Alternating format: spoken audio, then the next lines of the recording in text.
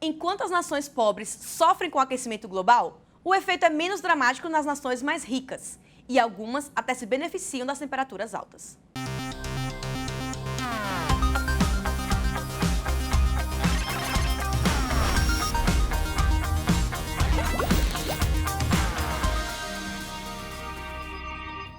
Compreender as causas da desigualdade é o primeiro passo para tentar alcançar um desenvolvimento econômico mais igualitário. Mas alguns fatores inesperados podem mexer com a desigualdade social. De acordo com uma pesquisa da Universidade de Stanford, as mudanças climáticas mantêm uma forte relação com esse problema. Não é de hoje que cientistas acreditam que temperaturas mais altas, consequência direta do aquecimento global, terão um impacto maior sobre as pessoas mais pobres e vulneráveis do mundo. O novo estudo indica que isso não é só futuro. Na verdade, já aconteceu ao longo das últimas décadas. Antes de tudo, é importante saber que temperaturas mais altas afetam a produção econômica de várias maneiras. Por exemplo, a produtividade do trabalho diminui com o calor extremo, as lavouras produzem rendimentos mais baixos e há até declínios no funcionamento cognitivo. Em alguns países quentes, culturas inteiras de alimentos estão ameaçadas de sumir se as temperaturas continuarem aumentando. E essa nova pesquisa é clara. Embora a desigualdade entre os países desenvolvidos e subdesenvolvidos tenha diminuído ao longo dos últimos 50 anos, há uma probabilidade de 90% de que o aquecimento global tenha desacelerado essa queda. Enquanto isso, algumas nações mais ricas estão até se beneficiando de temperaturas mais altas. De acordo com os pesquisadores, o principal motivador é a relação oscilante entre temperatura e crescimento econômico. O aquecimento global está aumentando o crescimento em países frios e diminuindo o crescimento em países quentes. Por uma ironia do destino, a maioria das nações pobres do mundo estão no grupo dos quentes. De acordo com a pesquisa,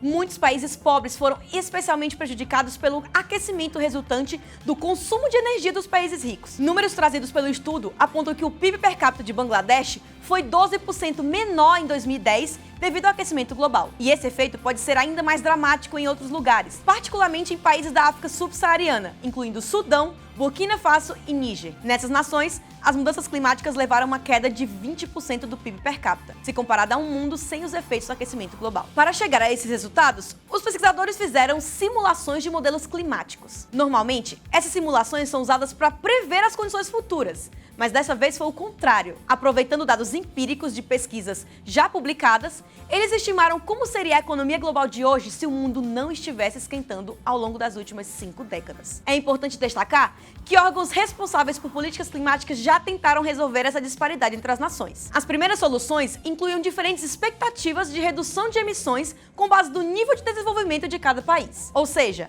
para que as mudanças tenham efeito, os países mais pobres precisam reduzir menos, enquanto os mais ricos precisam reduzir mais. Acontece que, de certa forma, essa abordagem ajudou a alimentar a narrativa de que os Estados Unidos estão pagando demais pela redução das mudanças climáticas, enquanto os países pobres estão fazendo menos. Mas isso não é verdade. Os países mais pobres só têm metas menores porque são muito menos responsáveis pelo problema. O resultado disso a gente vê no estudo e em uma versão mais leve do chamado responsabilidades comuns, mas diferenciadas. Nações muito poluidoras, como os Estados Unidos, estão mais relutantes em assumir metas maiores em acordos internacionais, deixando o pato para ser pago pelas nações mais pobres.